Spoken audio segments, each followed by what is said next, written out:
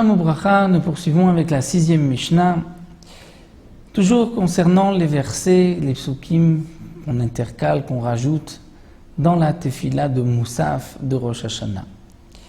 La Mishnah nous dit En pochatin ma'asara malchuyot, on ne dira pas moins de 10 psukim qui mentionnent la malchut, la royauté d'Akadosh Baruch Hu. On ne dira pas moins non plus de asara zichronot, de 10 psukim où c'est mentionné que Akadosh Baruch Hu s'est souvenu de son peuple. Et pas moins de 10 psukim, asara shofarot, de psukim où le shofar est mentionné. Rabbi Yochanan ben Nouri nous dit Himamar shalosh shalosh mikulam yatsa.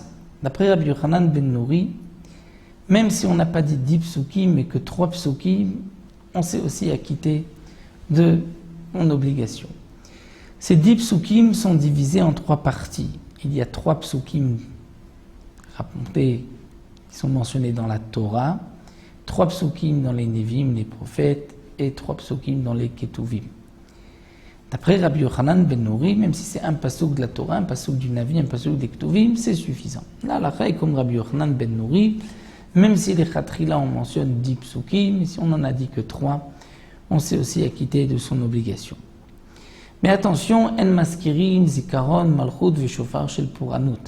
Dans les psukim qu'on rapportera, on ne va pas rapporter des psukim de malheur, même si c'est marqué la malchut.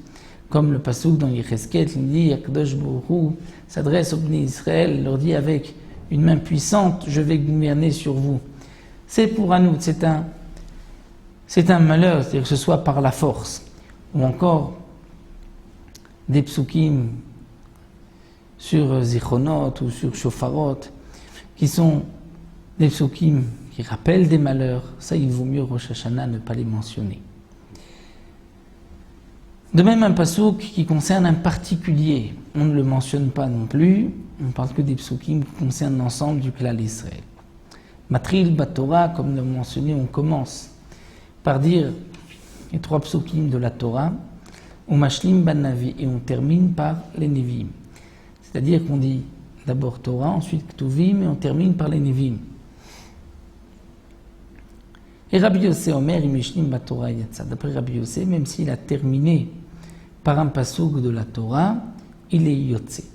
La Gemara explique qu'en vérité, on doit terminer par un pasuk de la Torah, comme prenons l'exemple des Malchuyot, où on termine par le pasuk Shema Israël, Hashem Elokeinu, Hashem Echad, qui est un pasuk marqué dans la Torah. Rabbi Yossé veut dire en vérité, on commence par des psukim de Torah, ensuite Vim Tuvim, et on reprend un pasuk de la Torah. Si malgré tout on a terminé par un pasuk du Navi, on est aussi Yotse. Ça c'est ce que Rabbi Yossé veut nous enseigner. C'est ce que la Gemara nous explique d'après Rabbi Yossé. Pourquoi d'après Rabbi Yochanan ben Nouri ou même d'après Tanakama, où nous avons 10 psukim, 3 de chaque, pourquoi cet ordre de 3, donc 3 Torah, Nevim, Ketuvim, même d'après Rabbi Yochanan ben Nouri, c'est aussi un pasuk de chaque, mais aussi d'après certains c'est Kohanim, Lévi, c'est Kohen, Lévi, Israël, aussi on retrouve ce chiffre de 3.